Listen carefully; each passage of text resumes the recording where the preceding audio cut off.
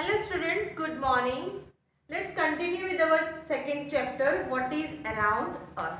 In the previous video, we studied about how the earth is formed, what is there around. We have discussed about what is around us as like earth, land, water and living creatures, right? How the earth is formed, that also we have discussed. Now the first point, lithosphere, that is also have this point also has discussed in the previous video. Now let us revise what is lithosphere. Now lithosphere means lithosphere means the element on the surface of the earth. The element on the surface of the earth that got transformed into solid, means that got transformed into land, make up the lithosphere. Means पृथ्वी के ऊपर जो land का जो आवरण होता है उसे क्या कहा जाता है? Lithosphere. Now today we will discuss about the hydrosphere and atmosphere. Let's start. Now the second topic is hydrosphere. Now let me talk to you about hydrosphere. The hydrosphere is the liquid component of the earth. Hydrosphere is the liquid component of the earth.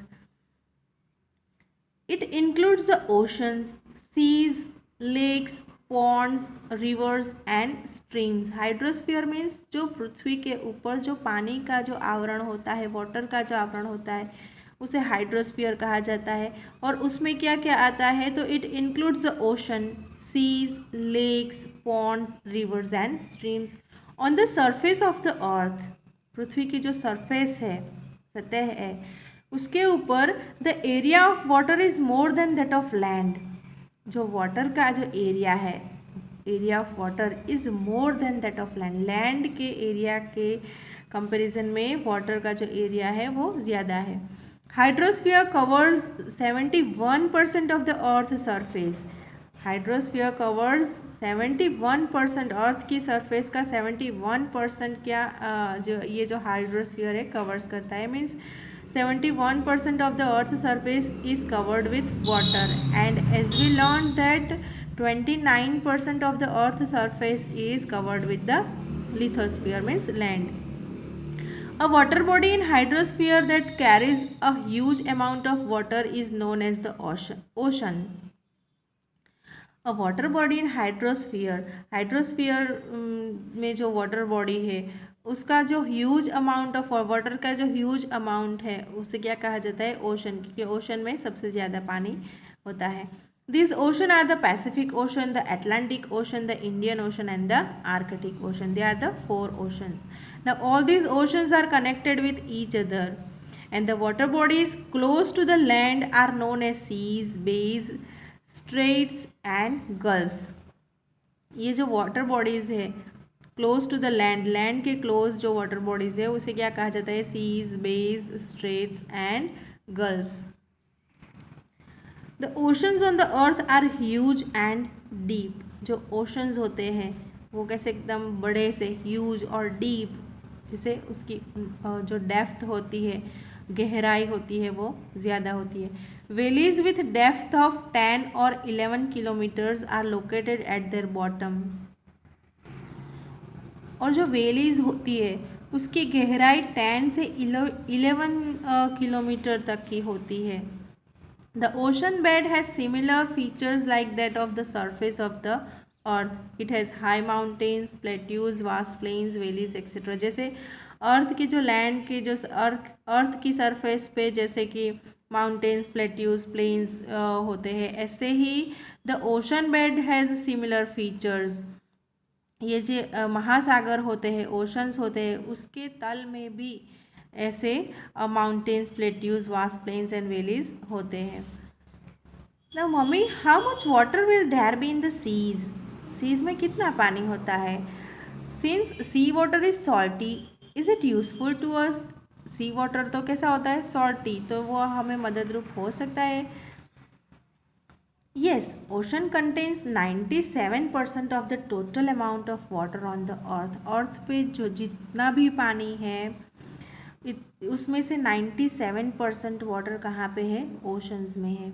Approximately one third of remaining water is trapped in ice caps and glaciers at poles, Himalayas and other mountains.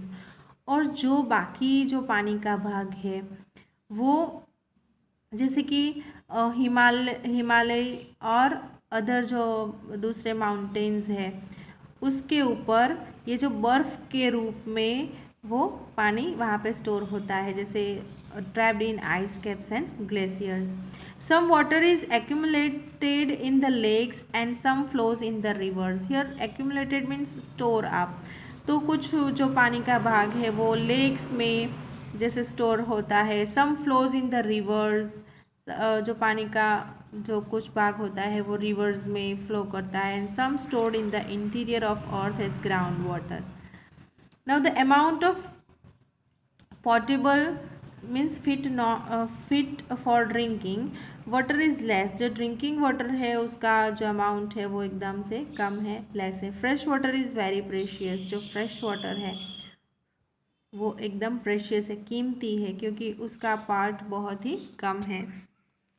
इस पृथ्वी पर पीने लायक जो पानी है वो बहुत ही कम है. The fresh water is required by living beings for their existence. और लिविंग बींग के एग्जिस्टेंस के लिए, लिविंग बींग्स को जिंदा रहने के लिए फ्रेश वाटर मीन्स मीठे पानी की ज़रूरत होती है. The moisture for rain which is main source of fresh water comes from oceans only. और इस जो मीठे पानी फ्रेश वाटर का जो मेन जो आधार है वो क्या है? बारिश, रेन. और उसका जो मॉइस्चर है वो कहाँ से आता है? ओशन से. तो valuable chemicals, minerals, salt, fishes et cetera are found in the seas. Seas में क्या क्या फाउंड होता है? What are found in the seize?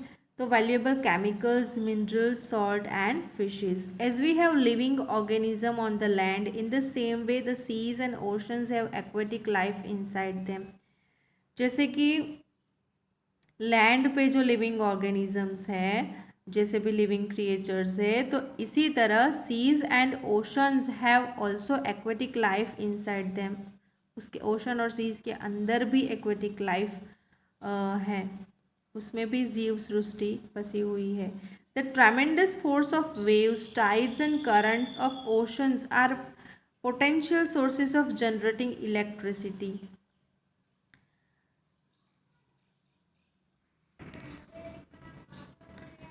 The tremendous force of waves, जो प्रचंड शक्ति, जो प्रचंड फोर्स, प्रचंड शक्ति के कारण जो महासागर में जैसे कि वेव्स, टाइड्स और जो करंट्स आते हैं, उससे क्या होता है कि this is main for the generating electricity, used to generating electricity. विद्युत शक्ति हमें पाने के लिए ये सब ज़रूरी है.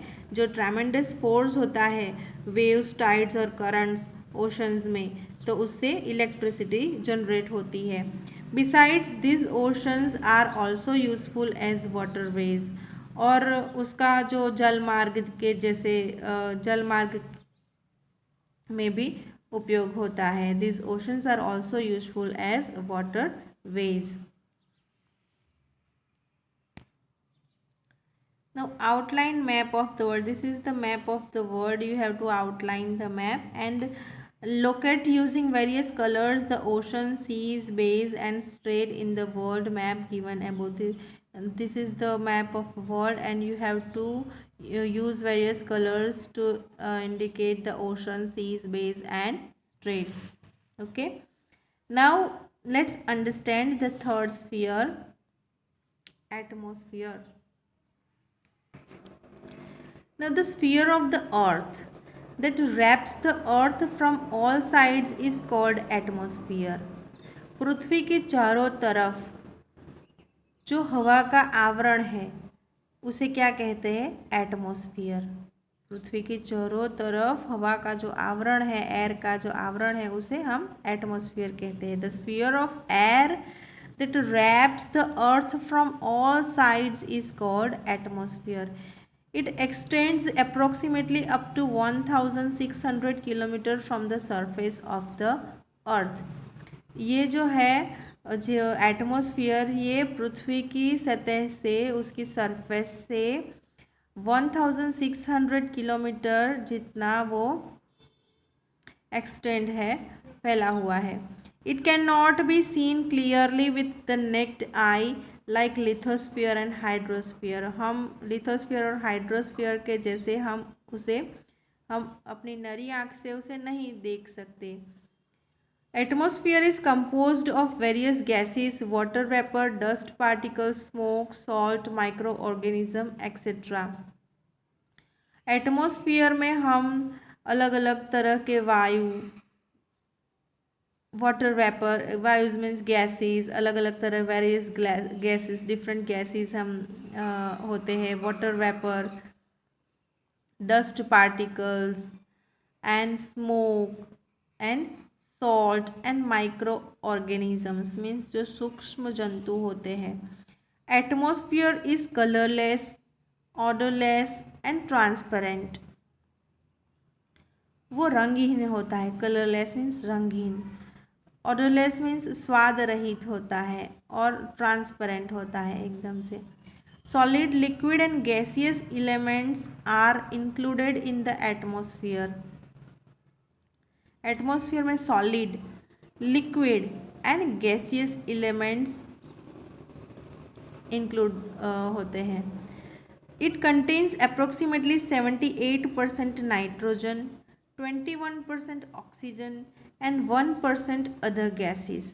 इसमें एटमॉस्फेयर में क्या होता है, अप्रोक्सीमेटली 78% नाइट्रोजन का पार्ट होता है, 21% ऑक्सीजन होता है एंड 1% अदर गैसेस होते हैं। When we go higher from the surface of the earth, हम अगर अर्थ के सरफेस से जैसे ऊंचे जैसे भी हाई लेवल पे जाते हैं, जैसे ऊंचे चल जाते हैं, the amount of most of the gases in the atmosphere decreases। जो अर्थ के जो एटमॉस्फेयर में ये गैसेस के जो अमाउंट है, तो हम अर्थ से जैसे ही ऊपर चले जाते हैं तो ये जो गैसेस है उसका प्रमाण धीरे धीरे डिक्रीज होता जाता है।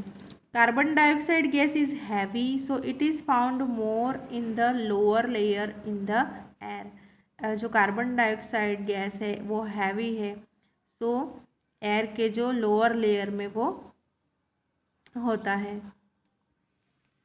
Okay, now we get more information about atmosphere in the next session. Thank you.